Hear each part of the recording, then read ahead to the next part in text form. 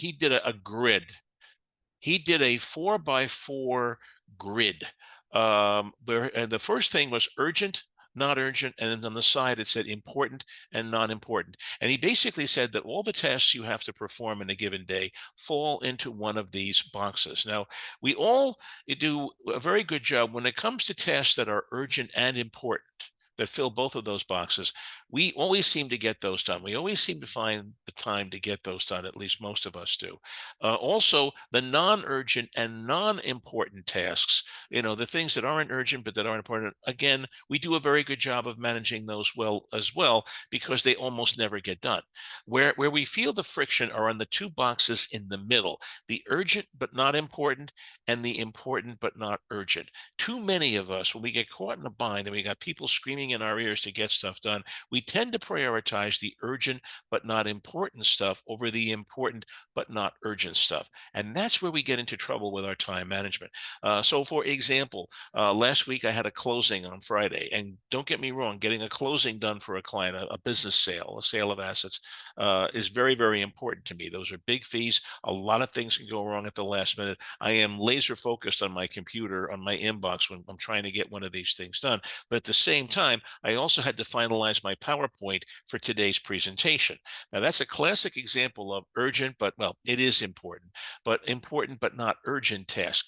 How many of you here have that great American novel that you want to write, but you never get around to it because you're too busy servicing your clients every day, and you're too tired at the end of the day to write, 1,000 words of whatever it is you're doing? How many of you fall into that category? The answer is most of us do. And that's where we get into this bind of not being able to distinguish the urgent but not important tasks over the important but not urgent tasks. If anybody here is frustrated about time management, it's because they're not getting enough time to do the important but not urgent stuff that they really need to do. So again, Stephen, I highly recommend Stephen Covey's book. It'll be in my bibliography at the end of this program. But he makes this distinction, and it is so important to understand the difference between something that is urgent and something that is important. Okay, so how do you become a time lord? That's from what is it, Doctor Who, the English sci-fi series. There are 5 steps to becoming a time lord. The first thing is to take personal responsibility for your time. Secondly, understand that at any given moment you can only do one thing. Multitasking is a myth. Plan each day and week. Develop protocols for being interruption. Interruptions cannot be avoided, no matter how hard you try. But there are ways you can organize your interruptions. You can actually take control of your interruptions. And I'll tell you how to do that in a little bit. And then last but not least, understand that perfect time management is impossible. Don't manage your time so tightly that there's no room for error and for emergencies that crop up at the last minute, because they always seem to do. So let's take a little time now and let's walk through each of these 5 steps toward becoming mastering your own time. Okay, first of all, step 1, you are in control. This is something that you have to understand. It's like a 12-step program. The first step in any 12-step program is understanding that you have a problem and admitting to yourself that you have a problem. Please don't ask me how I know that. I just know a lot about 12-step programs. Let's just leave it at that. So the first question is, realizing that you have a problem. The first thing you need to do is to step back and say, you know what? I am in control of my time. In fact, this is a mantra. I do it every morning. The first thing I do when I get up in the morning and I'm walking out to get the newspaper from the driveway, yes, I still read print newspapers, I am in control of my time. I have several mantras that I do first thing in the morning, and that's one of them. I am in control of my time. I decide what I do today. No one else can make me. What was it? Eleanor Roosevelt saying, no one can make you feel inferior without your consent. Well, my corollary to that is no one can interrupt your flow without your consent. You decide on a hour by hour, moment by moment, moment by moment thing, what you're going to do at that particular moment, what is urgent, what is important. It's your decision. No one can go into your brain and change your mind about this. Nobody can interrupt your flow without your consent. If you stop doing something to answer an email, that's your decision. You decided that email was more important than whatever it was you were working on at that time. You can always ignore the email, and I do. When we talk about planning your day and week, I'm going to tell you, I actually how I do my email inbox. That is the biggest enemy that any time manager has, is the email inbox, or the text, inbox. If you do text, I personally don't. Take personal responsibility for your time and say, it's my responsibility. If I wasted an hour today doing this stupid 1 hour project for somebody, and now I've got to stay up until 3 o'clock in the morning to finish this deal that's closing on Friday, that was a decision that you made, and take responsibility for it. Your daily mantra: my clients are important. I will get their work done, but my time is more important than anyone else's. Again, you have to be a little selfish, a little ruthless when it comes to managing your time.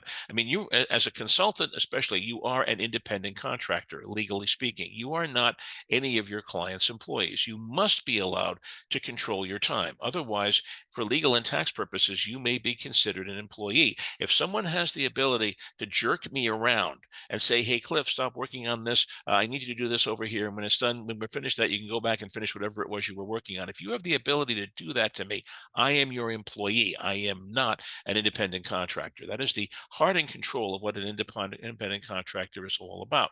Now, having said that, getting out of the legal stuff here, the client who wants 24/7 access in real time is a client not worth having. Okay. Any client that wants to own you is a client that either you don't want, or frankly should do the honest thing and just hire you as a full-time employee with benefits and all the stuff that goes with that, is what they should do. There are a lot of clients that always think that they are your top priority, and you have to kind of educate them, very, carefully educate them that that is not always the case. There are times when other people take precedence over them. Here's a cute line. I mean, I use this in my practice. It's not copyrighted. You're perfectly welcome to use it yourself. Would you rather I answer your emails or get your work done? Okay, because that's a lot of things. A lot of the times I am working on something for that client, but they keep bugging me with emails every 5 minutes. I can't stop and read every one of them. So I just say, look, give me an hour. Let me get this to you. Then we'll get on the phone. We'll walk through it. I think I can answer a lot of your questions once you see the draft of what I'm doing. Okay, so that's step number one. Now moving on to step number two. No one can multitask, okay? Especially people with Y chromosomes. I apologize for that. Some of you may think that's a little sexist, and I apologize for that, but it really is true. No one can multitask, no one at all. Men are especially horrible at it, myself included. I plead guilty to this. No one can multitask. Cognitive psychologists say that at any given time, we can only keep about 6 to 8 things in our present memory, and that is, I mean, that is very generous. I think most of us, it's more like one or two. Most of us, especially as we get older. I mean, how many times here have you, especially if you're an older person over the age of 60, how many times do you walk into a room and say, "Now, why did I come in here?" You get like that after a while, and I'm in the same boat. I'm in the same boat as everybody else here. No, multitasking is really a myth. You cannot keep several things in your brain. You cannot do several things at once. All you can do, and there are a lot of people who are very good at this, is you do a lot of things in quick succession, but you only are doing them one at a time, is the important thing to realize. While you can work on multiple projects in a given day, at any given moment in time, you can only be doing one thing. Are you doing the right thing right now? Right now, I am doing this webinar. I am totally focused on not making a bloody fool of myself in front of hundreds of score people. That is my priority. I am not looking at my inbox. I am not looking at my text. I am not looking at anything else. When I finish this webinar, I will happily go back and deal with those people. But for now, I am totally focused on doing this particular webinar. Are you doing the right thing right now? And by the way, if you're busy typing or working on emails or something as you're listening to this, you just missed something very important. So hopefully when the recording comes out, you can go back and review it. When I was in college, I actually took a course on transcendental meditation. This was the 70s. It was the early 70s. What can I tell you? TM, transcendental meditation, was a very big thing at the time. Interesting little footnote, by the way, Steve Jobs, the founder of Apple, he actually started out as a TM instructor back in the 70s, which is kind of interesting. So we're actually probably in the 60s. But Zen it's not a religion, really. You don't have to be religious or spiritual to understand Zen. Zen is really very practical. It's very common sense. What Zen basically teaches you is there is nothing except this present moment. This present moment is the only thing that is real, not a minute ago when I started this sentence, not a minute from now when I finish and move on to the next slide. It's right at this moment. We live our lives one microsecond at a time. And that microsecond is the only thing that is real. That's why, I mean, if you ever read Zen stories, it's always, some young monk goes up and asks the master, Master, what is the Buddha? Which is their way of saying, what is the meaning of life? And the master picks up an object, a brass thing that's lying by his table, and he throws it at the monk, at the young monk. The young monk has to either dodge it or catch it or do something. And that is the way of the masters teaching him that stop asking this silly question. This is what's real. This is the answer. When you reflexively lift your hands to catch an object, you're not thinking about that. That's instinctive, that's intuitive, that's reflex action, that's muscle memory. And you don't think about it. And that's what reality is all about. And that's what Zen teaches, basically. There are a number of books that are very good about Zen if you're interested. My favorite is Zen Flesh, Zen Bones by Paul Reps. It's been around forever. You can get it on Amazon, anywhere where books are sold. But when you're reading about Zen, don't read texts, read stories. The best Zen books are stories of Zen masters and what they do. And when you read enough of these stories, at first they don't make a lot of sense, but when you read enough of them, you all of a sudden begin to get what these people are getting at. And it's really very profound and very real. Another great book was by Dale Carnegie. The fellow, about 100 years ago, he wrote a book called How to Win Friends and Influence People, which is basically the best book on people relations that has ever been published, and is still in print even after 100 years. It just recently celebrated its 100th anniversary, I think. Well, Dale Carnegie also wrote a book about time management as well. I can't remember the exact title, but it'll be in my bibliography. It's called How to Get Control of Your Time. And it wrote about the same time, about 100 years ago. And his point was you need to live your life in day-tight compartments. Don't think about yesterday. Don't think about tomorrow. Just focus on today and getting through today and the things that you need to do day by day by day. Now, I would, as a corollary to that, I would add that you should do things in hour-tight compartments. And when we talk about planning, you're going to see how important that is. But keep in mind, as the Zen masters would say, there is nothing but this particular moment. That is the only thing that is real. Okay, so now let's talk about planning in your day and week. How do you do it? This is how I do it. Okay, I use an hourly planner. For those of you who use Android smartphones, here's a link. I'll try to leave this slide up a couple of minutes so you can take a screenshot of it or take a photo. You can take photos of my slides, by the way. I don't mind that ever. For iPhones, this is the slide. These are free apps that help you manage your time. You download them. I believe they're free subscriptions, or they may want like a couple of bucks a month or something. But I don't think so. These are free ones. There are some that are a little bit better, more detailed, but they tend to cost money. Google Calendar, of course, I think we all use that. For weekly planning, I mean, I'm old school. I still use Dead Trees.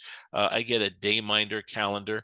These cost about $20. It's basically a calendar with boxes for each day where you can basically put in each page is by hour, and you basically write. It's basically like doing a timesheet. Those of you who are lawyers or in professions where you do a timesheet, this is basically what you do to create a timesheet each day of exactly what you did and when. I'm suggesting that you use this as a planning tool. I mean, I'm in a profession where I do timesheets. I can go back and say on any particular day, January 14th, 2021, I can tell you exactly what I did each hour of those days when I was working. But most of us don't have the luxury of doing that. But get a day manner, make it your habit, do timesheets. It's a great record keeping tool. Nothing else. It tells you how much time, it shows you very graphically how much time you are wasting each day. But it's more important as a planning tool. They cost about $20. You can get them at Staples, Office Max, Amazon, anywhere. I mean, Dayminder, there are other brands as well, but I happen to like the Dayminders. I like the detail of being able to do like a mini timesheet each day and then go back at the end of the day and see now how closely did I come to that. There are two key rules when you're budgeting your time. Okay, and we're going to talk now about the email inbox. Number one, budget time when you will do nothing but answer emails and phone calls at least twice a day. Okay, at least twice a day. For me, it's 10 to 11 and 4 to 5. Those are my 2 hours where I do nothing but answer emails, phone calls. I don't do text messages, but if you do text messages, you look at those as well. The problem with text messages is that there's no way to keep an accurate record of those for a long period of time. And as a lawyer, I am required by law to keep records of every conversation that I have with my clients. It's very difficult to do that with text. Sooner or later, they get deleted from your inbox. And I know there's a couple of software solutions you can buy, but my solution, quite frankly, at the age of 71 is I just don't do texts anymore. If you send me a text, you're going to get a very polite message saying, don't send me text, send me an email, and I'll respond to it. That's just, at some point, you have to limit your media too. Those of you who are doing 16 different things on 16 different social media platforms, this is one of the reasons why you can't manage your time, because it takes you 4 hours a day just to update all that crap. Focus just on 1 or 2 social media platforms, and you'll find that you'll have a lot more time in your day. That's all I can say. Okay, but outside of your time block, ignore them as best you can. Now, you can't always do this 100%. There are always interruptions, but block out times each day where all you do is answer emails. Then second, block out times when you will not look at your technology at all. I never answer emails or voice messages after 3 p.m. on Fridays, after noon on Saturdays, or any time on Sunday unless I have a deal closing on Monday. Okay, now why? Why do I cut myself short at 3 p.m. on Fridays? Do I take an early day on Friday? The answer is no. I'm still working usually until 5 or 6 o'clock, but I've learned after 45 years that anyone who's trying to get a hold of you at 4 p.m. on a Friday afternoon is trying to ruin your weekend plans, is what they are trying to do. So I don't give them that opportunity. I just simply don't answer them. And I do get back to them, first thing Monday morning in my 10 to 11 block. I will get back to them. But anyone who's waited that long to get a hold of me, frankly, they should enjoy their weekend as well as I should. Okay, afternoon on Saturdays, I usually work a half day on Saturday mornings, but I don't work Saturday afternoons or anytime on Sunday unless I have a deal closing on Monday. The 24 to 48 hours before a closing is always very harem scarum. There's always a lot of things that go wrong in deals at the last minute. I know that if I'm closing a deal on a Monday, my weekend is shot anyway. So I will always find the time to do that because that is an urgent but important thing that I have to do. Stephen Covey's first box. Include office hours in your email signature line. If you're not using your email signature line, by the way, you're wasting an incredible advertising and marketing opportunity. My email signature line is like 20 lines long. I mean, I give them my address, my phone, my fax, but I also give a list of some of the books I've written. I give my office hours. I have all kinds of crap in there. Do that and also put it on your voice message. Hi, Cliff Ennico, attorney at law and author of 17 books on entrepreneurship. Office hours are Monday through Friday, 10 a.m. to 6 p.m. This helps manage people's expectations. So if they're calling you at 8 o'clock on a Thursday night, they know they're not going to get a response until the following day. You don't have to be listening to that 24/7. Now, and this is something that's a little bit controversial. It's something that I have started doing only in the last year, is consider charging a premium rate for being responsive on weekends. So if a client does get a hold of me on Friday and they need something on Monday, I'm going to say, okay, I don't have time to do this today. I'm happy to do it over the weekend, but just so you know, the fee is going to be $600 an hour, not $400 an hour. Is that okay with you? 9 times out of 10, the answer is, you know what? I can wait until Monday. Okay, that's a good technique. Let them know your time is valuable. Remember, be a little selfish here. Your time is valuable. If you're going to bust my chops on a weekend and help me, and I'm going to disappoint my family who want me to do something with them, I want to get paid for that, and I should be charged. I should get a premium for that. Hey, if you're an hourly worker, you get overtime for working on weekends. Why shouldn't you get overtime for working on weekends? The law says, as an exempt employee or as an independent contractor, you don't have the right to that, but you can still impose it as a condition to doing business on weekends for others. Don't be afraid to do that. Okay, here's a typical daily plan. This is what my dayminder calendar looks like on a particular day.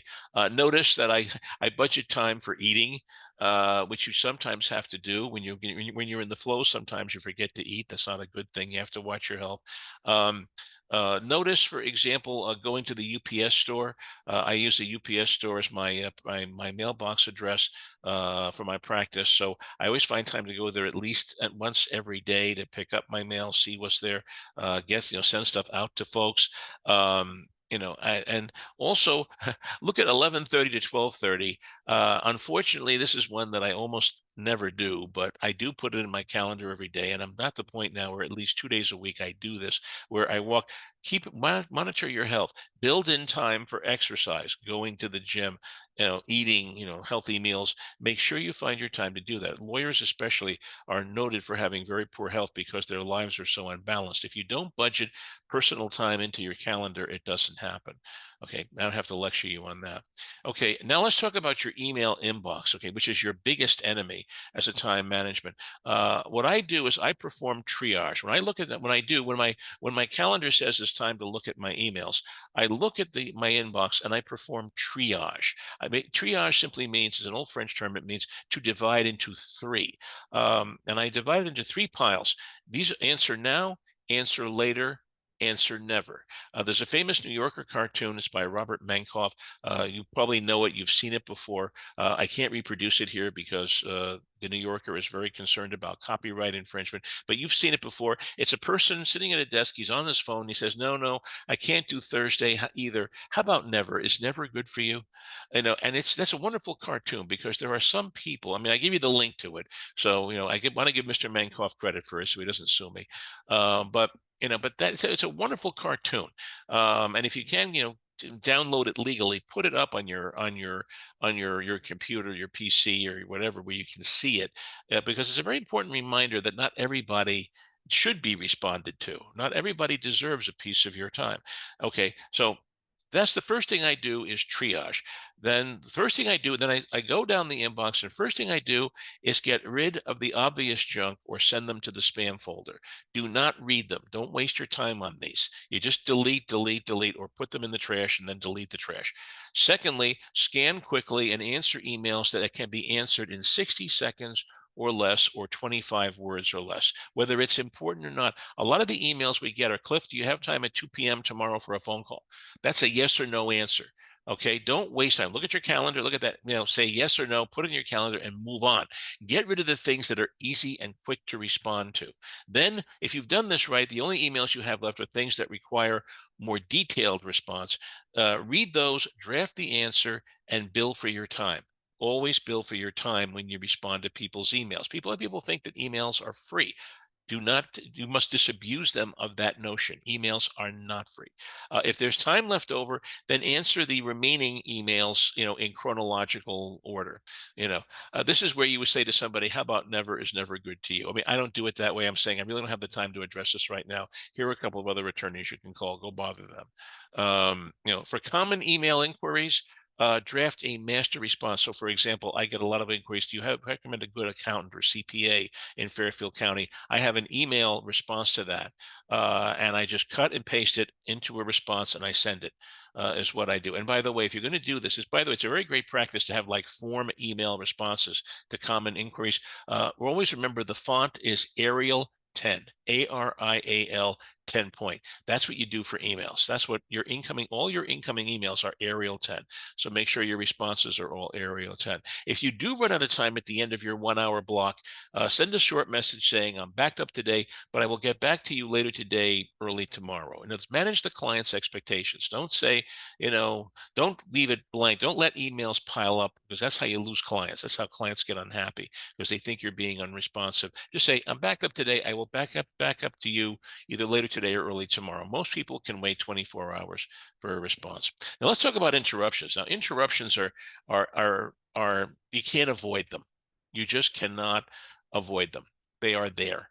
They are sometimes necessary, but you can control them. Remember, you are in control of your time. Basically, what you do is you develop rules or protocols for when you will accept them. My accountant, the lady that's been doing my taxes for 30 years, I love her. I love her. She's part of our family. She works out of her home like I do. She has over 150 active clients that she has to do tax returns for every year. She also has 3 very active teenage children who are also running around the house doing stuff, when she's trying to work. And whenever, she's working and one of the kids yells out, that they need her, whatever, her first question, she opens the door and says, is there blood? And if the answer is yes, she interrupts. If the answer is no, she just says, deal with it, and then goes back to work and does what she does. That is a perfect example of an interruption protocol. She has it's a cute thing to talk about too, but she's very good at this. Very good at this. And that's an example of how you set up rules for when you will be interrupted and when you won't. Here are some of mine. They may not apply to you. I'm giving you just an illustration of what I do. My daily plan can be interrupted for messages regarding an acquisition or other deal closing within the next 48 hours. And whenever I'm working on a deal, somebody's transaction, that closing is a very important date. Everything has to be done perfectly at that date, or else, things unravel. There could be lawsuits, whatever. So, the 24 to 48 hours for a closing, I know that I'm going to get interrupted a lot on that deal. And, things are going to happen at the last minute. Hand grenades are going to go off. I got to make sure that I'm available to deal with them. Projects under extreme time pressure that can be done in 1 hour or less. I represent a lot of people who have been laid off from corporate America. They're setting up consulting practices. And when they get that first deal, when they get that first gig, that first consulting agreement, this is the first time in maybe months that they have had a nibble. And they want that contract reviewed and finalized in 24 hours. They want that money. They want that revenue. They want to be able to feed their family and pay off their bills. So, I take that very seriously. So when someone hits me with one of those, I do find the time to interrupt for that because I want to give those people a quick response to what they're doing. I mean, I do enough of these. I do over 100 consulting and employment agreements a year for my clients. Never takes me more than an hour to do them. So I find time for those projects that I know are important to the client and that I know I can do in a short period of time. Calls from prospective clients looking for a lawyer. When someone calls is looking for a lawyer, they usually get 2 or 3 names and they leave messages at all 2 or 3. And I've learned over the years, the first attorney who responds is the one that gets the work. Almost always, 95 times out of 100, the first lawyer who responds is the one who's going to get the work. So I want to be that first person to respond because I'm much more likely to get the work than otherwise. Messages from key clients generating 5,000 or more in revenue each month. Size does matter when it comes to time management. I do have some clients that provide me with 5,000 or more each month. They are much more important to me than the client who only calls me once a year with a half an hour question where it takes me as long to write up the invoice than to perform the service. Don't get me wrong. I mean, I will certainly take on clients like that, but they are not a priority, nor should they expect to be a priority. I'm going to give priority to the ones that are helping me feed my family. And then last but not least, queries from journalists looking for content for a magazine article. I am considered something of a small business guru, as Bob Hogan pointed out at the beginning. I get a lot of calls from, like the Wisconsin Journal of Left-Handed Plumbers. I get a lot of calls from these trade magazines, trade publications. They're all online now. They're not print, but I get calls. They have I'm doing an article on 10 things to think about before you hire an attorney or something. Or now, how can you, what are some of the legal issues regarding AI? I got a lot of questions about that. I've learned, I was a journalist before I was a lawyer. Between college and law school, I actually worked 3 years for the Gannett newspaper chain in New York, southern New York State. And I will tell you, when I was looking for quotes for an article, the person who got back to me the quickest was the person who got quoted in the article. So whenever I get a call from a journalist looking for content, I always make that a priority because I want to be the one being quoted. That's a big part of my marketing program. Cliff Ennico, leading small business expert. I want that to appear everywhere that people are looking for information about small business management. And then last but not least, just acknowledge that perfect time management is impossible. It is. You will never manage your time perfectly all the time. I don't. Nobody does. Never schedule your time so tightly that there is no breathing room. I always try to leave a little bit of time and ability, say, for surprises, for emergencies, for crises. If you must disappoint a client, now let's talk about this. We all get into situations sometime when we just simply can't get back to a client as quickly as we would like, and there are ways. These are some of the things that I do to manage that process. Send them a message saying, "Don't worry, you're not being ignored, only prioritized." And the smiley face is part of the message. The idea is, look, Don't worry. I'm aware of you. I know you have a deadline, but I'm working on something else right now. You're not being ignored. You're just being prioritized. Don't worry. I will not miss your deadline. Most will understand and they will see, they will get the humor in that, but just don't do this repeatedly. If you're doing this for the third time, you better find some time to get the client's deal done. Give them a time when you will respond and put it in your daily, weekly planner. So if a client is really getting antsy, what I do is I say, look, I can't do this today, but look, what's your schedule like tomorrow afternoon? Do you have time? 2 o'clock? Okay, great. Put it in your planner and make sure you meet the deadline. Whenever you have imposed a deadline on something, you must meet that deadline. Okay, it's like being in college. We all remember college days. The professor would always give you one extension on your term paper. He would never give you two. Okay, and it's the same here. You don't want to be constantly postponing something. That's when the client feels that he or she is being unimportant, that they're not a priority, and they're going to think about suing you because you're not being responsive. So whenever you meet a deadline, make sure, even if you have to stay up late at night, make sure that you meet the deadline that you and self-impose. If there never seems to be enough time to getting things done, if that's a recurring problem for you, consider raising your fees, getting rid of those clients, the high maintenance, low revenue clients. I only want clients in my life that meet two criteria. They're low maintenance and high revenue. I'm not interested in the client that only has a $100 job and it's a one-shot thing and I'm never going to hear from them again. I don't want those people anymore. I'm sorry. I want clients that are going to give me regular income, every month, every other month, maybe every 3 or 4 months. My consulting clients are a good example to this. I usually get, five for each of my consulting clients gives me 3 or 4 agreements to review a year. That's fine. I don't ask that they give me business every month, but I want regular income from these people and I want them to be low maintenance. I want it to be easy stuff that I can bang out in an hour and move on with my life. I don't want clients that are high maintenance or and low revenue. Those are time vampires. Anyone who has ever served on a nonprofit board knows what I am talking about. These people are time. I'm sorry, I shouldn't say these people. The board is a time vampire. These people want all of your time. They want it for nothing. They want quick turnaround on everything. And again, of course, if you're passionate about the cause, if you're committed to the organization's mission, that's one thing. You'll certainly do it. I'm not saying you shouldn't serve on a nonprofit board ever, but be aware that if you do, they're much more likely to be time vampires. Also, because they're so nice, they're hard to say no to.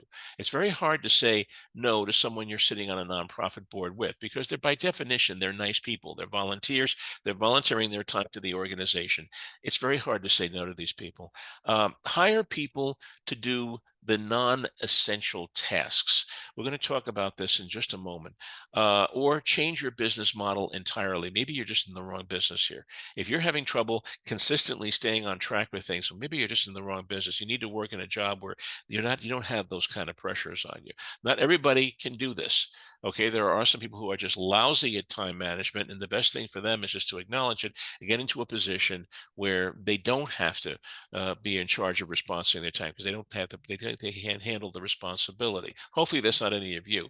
Okay, so let's talk about delegation for a minute. Okay, and this is part of I have a YouTube video on delegation too, which I did for SCORE about 3 or 4 years ago. I'm sure it's still up on YouTube. If you search on YouTube for Cliff Ennico delegation, you'll probably find it.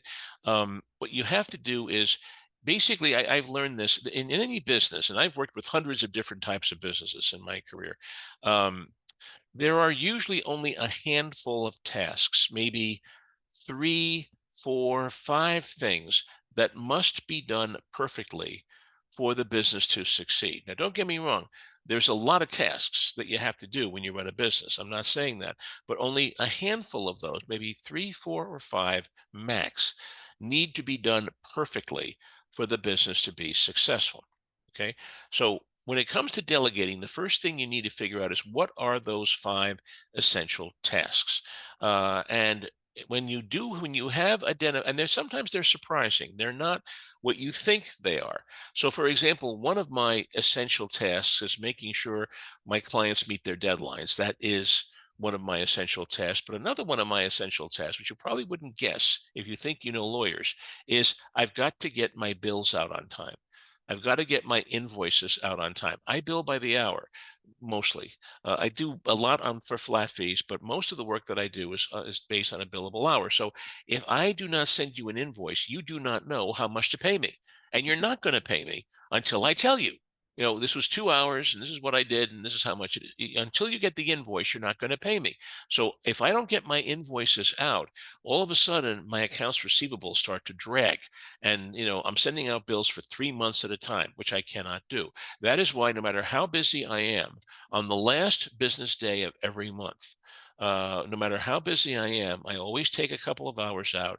I do my invoices. I do detailed bills. I don't just send you a bill saying for services rendered $1,000. I explain what I did each day. Each bill takes a few minutes of my time to put together. I make sure I do all my bills. I send them out, net 30. That is very important to me. And then I go back to doing my work. That is very important. Unless I have a closing that day, I always get my invoices done. That's an example of an essential task. Now, essential tasks, whatever they are, whatever those 3, 4, 5 things are, these are the things that you must do yourself. You never delegate the essential tasks. Why? Because no one else will do them as well as you do. The only people that will do them well are you, or maybe if you have a partner who has a stake in the outcome, that's okay to delegate to them. But you don't delegate them to employees. You don't delegate them to outsiders, a virtual assistant. You don't delegate them. Those are the things you do yourself because they have to be done perfectly, and no one else is going to care enough to do those things perfectly except for you. So you must do them. That's rule number one of delegating is identify the essential tasks and make sure that you control those. You do those. Anything else that is not an essential task is something that somebody else should be doing. So the two rules of delegation are never delegate the essential tasks, delegate everything else, even things that you enjoy doing, even things that are fun doing. I mean, I have clients who actually enjoy drafting their own clients, especially now with AI, the chatbots, they're using them, they're having fun with them. But the problem is they're not running their business. They're doing a contract when they should be delegating that to somebody else. Let me be the one to use the AI because I know what this contract is supposed to look like. I can do a better job than you can of figuring out if this AI is hallucinating or not. I mean, it's a conversation I'm having more and more now with my clients each day, and it's kind of heartbreaking. Look, I know you sent me this contract that an AI had done, but I still want to use one of my forms because it's going to save you money. If I use one of my forms, I've been using these forms for 30 plus years of my practice.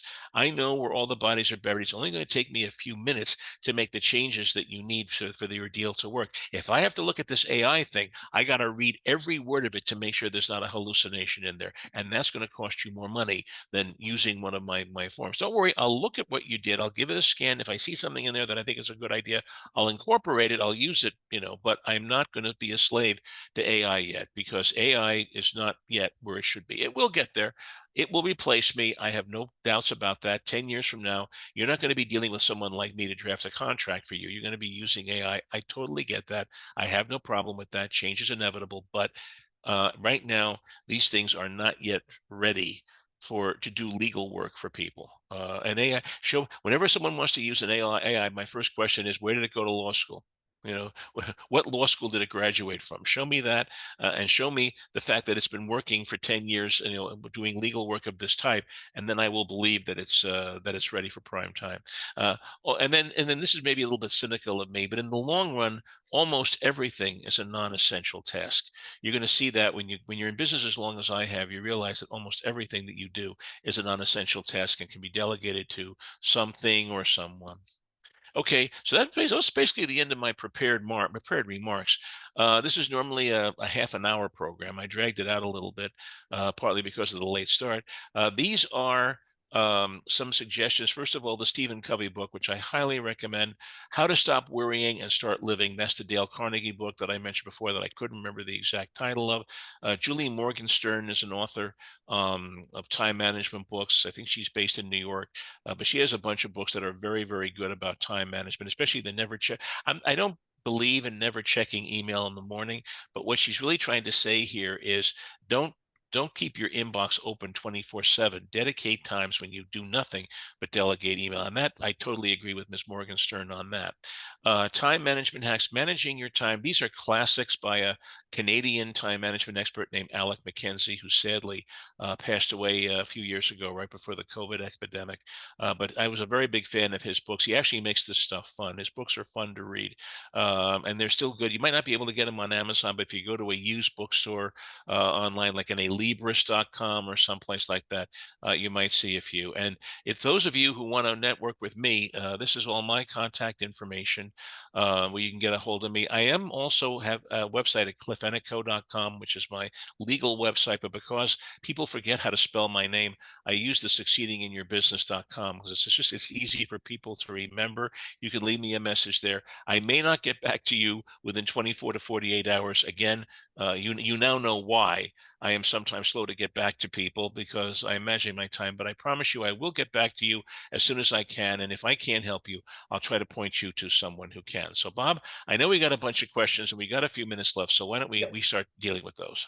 Yeah, thanks, Cliff. We're going to use the rest of the hour here for questions. So just as a reminder, please use the Q&A button, and we'll take as many as we can up until the top of the hour. And maybe we're just waiting for some to come in here, Cliff. But Well, I'm maybe. seeing that there's some in the chat room. Oh, okay. Let me see if there's anything there. Um, Okay, so we're talking about real-time notes.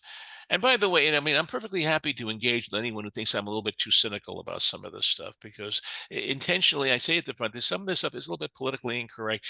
But the thing to remember is that um, is um, your time is more important than anybody else's, and that is it. I mean, what are some of the most important things that I have learned about in time management? Well, again, it's this whole thing about I am in control.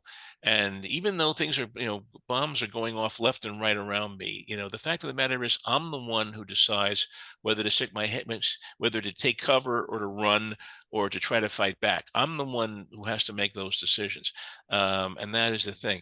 The other thing that I have always been very is the Zen thing. I mean, if you do nothing else, if you have any interest whatsoever in philosophy, which I did, I was a philosophy major in college, actually, undergrad. You can't get away with that now. Everything is STEM. It's all math and science and physics and whatnot. But but in fact, and I think that's a problem. I think colleges need to do a better job of forcing people, young people, to take the humanities. I meet too many young people today who are very, very good at knowing how to do things, but they don't know why they're doing them. And that to me is a big problem for society in general. Again, you can agree with me or disagree with me. I'm not going to be too specific. But okay, somebody wants the Biblio slide back up again. Not a problem. We'll do that right And then we do have a now. There it question. is. Yeah, we do have a question from Aaron. When in a sales position, clients expect immediate answers or they go somewhere else. How can I limit watching email? Okay. Well, it is a very good question. Maybe it means that your time that you spend answering emails needs to be a bit broader than mine.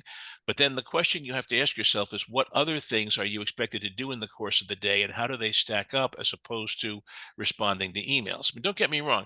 I'm a lawyer. I can get away with limiting, my time to 1 or 2 hours a day, but that's because I have other things to do. I have contracts I have to draft for people. I have books I have to write, articles I have to write. And if I get caught up in spending 6, 7 hours a day answering emails, then that means I'm going to be working until 2 o'clock or 3 o'clock in the morning each night to get that other stuff done when the email traffic dies down. And that's the thing that I have to avoid doing, especially at my age. I mean, I'm in good health generally, and I want it to stay that way. I don't want my health to deteriorate because I'm not getting enough sleep at nights. Frankly, I'd rather have fewer clients. Now, I'm also at 71 years old. I have the luxury of saying, I don't need as many clients as I have right now. I'm delegating more and more to other people. I have 2 or 3 attorneys here in Connecticut now that are handling my overspill, and we're not in partnership in any way. It's just I just refer them. I do not charge a referral fee. It's just that some of the smaller things that people need done right now. I mean, I just don't want to be bothered with it, to be honest with you. I'd rather, help mentor a young attorney and help them learn how to do this stuff than do it myself. And that I'm doing more and more. And if I do it to you, please do not be offended. It doesn't mean I don't value you as a person. It means I do value you as a person. So a short answer to your question is clearly you're in a business where responding to clients in a prompt manner is a more essential task, and it's something that you have to do yourself. So maybe you need to budget 3 or 4 hours a day as opposed to 1 or 2. But I would put some breaks in there. I wouldn't do it as a solid block of time. Most people can wait an hour for a response. When you say you get an immediate response, well, define immediate for me. I think in most sales positions, I mean, Lord knows the salespeople that I call when I need something done. We're having our AC repaired here at the house, and trying to get a hold of that contractor is a little bit crazy. They don't have any problem at all waiting until the next morning to return my phone calls, and it's probably because they're in the field, they're working on stuff, they're hanging on somebody's roof or something like that. And believe me, if you are in a business where you are hanging on somebody's roof, you really should not interrupt that to take email to respond to emails. Okay, let's just be very, very obvious about that. So We do have one last question. We got time for one more. There are some experts who talk about energy management instead of time management. How do you manage your energy levels, especially if there are days when you have less energy than usual? that is a very, very good question, and I could tell whoever posted this is probably a contemporary of ours, because you're right. I mean, what's happening now is I'm learning that there are certain things now where I just don't have the energy and I don't have the patience either. That's something else you lose when you get older. I don't have the patience for. I'm not doing as much acquisition work as I used to. I'm not doing as much M&A work because that is very time pressure. That's very intense. You have to be in the moment all the time. And when I was younger, I didn't mind doing that. But now there's other stuff that I want to do. So I'm doing less of that. I'm delegating more of that to other attorneys, except there's one exception. If you have been a client of mine for more than a few years, I will still do your acquisition. There are a lot of situations. I work with a lot of clients where I have been their only attorney for 30 years. So when it comes time for them to sell their business, no one knows that business like I do. And I feel I owe it to them to be there for them when it comes time to sell their business. But if you're just calling me out of the blue saying, "Hey, Cliff, I understand you do small business M&A. I got a deli in Middlebury, and I'm looking to sell it," don't be surprised if I refer you to one of the other attorneys in this network that I'm trying to create that are working with me, because it's just that I don't want to be bothered with that kind of pressure, for people that I don't know that well. And that is it. And don't be offended by that. Again, I will help you in any way I can, but it may not be me that helps you. It's somebody else. But you're right. Energy management is important. I mean, I still do work out. Um, you know, I don't have too many bad habits. My wife might disagree with that statement, but I don't have too many bad habits that I do. I do try to watch my health. I do eat a little too much, but hey, I'm Italian, and that goes with the territory. Um, you know, if you're of Italian ancestry and you don't like food, you maybe want to take one of those ancestry tests because maybe your DNA isn't what you thought it was. But other than that, the answer is yes. And also, too, I'm at a stage now where I want to start, having fun doing some of those important but not urgent tasks. I'm in the process of writing a book right now for the New York State Bar Association on nonprofit organizations. I've been meaning to write this book for them for 10 years. I'm not going to make any money out of it, but it's something that will get me a lot of speaking engagements and a lot of stuff like that. So I'm doing it anyway. And I am budgeting at least 2 hours a day to that project because I want to be doing that. I don't want to be constantly responding to people who need consulting agreements drafted on very short notice. So this is what I mean. Find out what's important to you to get done. And it may well be that responding to clients in real time is the most important thing you can do. Certainly, if you're a stockbroker, I mean, here's an example. If you're a stockbroker and you're on a trading floor and trades are going on every second, okay, obviously you cannot take your brain off of that monitor. You got to see what's going on, and you got to be able to respond in seconds if you see something happening that says, okay, I got to get my client out of this position. I got to get him into that position. That's why trading hours are limited to 6 hours a day. This is why trading floors, at least historically, do not go 24/7.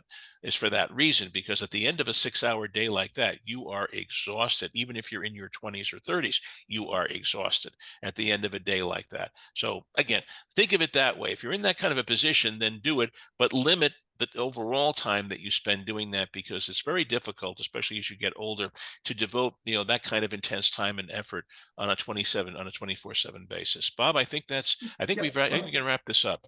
Yeah, unfortunately, we're out of time. But just as a reminder, next webinar will be Tuesday, November the 4th at noon, when Matt Krieger will be presenting I'm an AI expert, Ask Me Anything. And again, more specifics on our website. And again, if you want to take advantage of individual counseling, you can use the link on the screen or go to our website and click on Request a Mentor button. We would appreciate if you could fill out your evaluations. They really help us going forward. And on behalf of SCORE, I'd like to thank you all for attending today's live webinar. And in closing, a big thank you to Cliff for presenting again today. Lots of good stuff there. And enjoy the rest of your day, everyone. Thanks, It's always Cliff. a pleasure, folks. Good luck to all of you.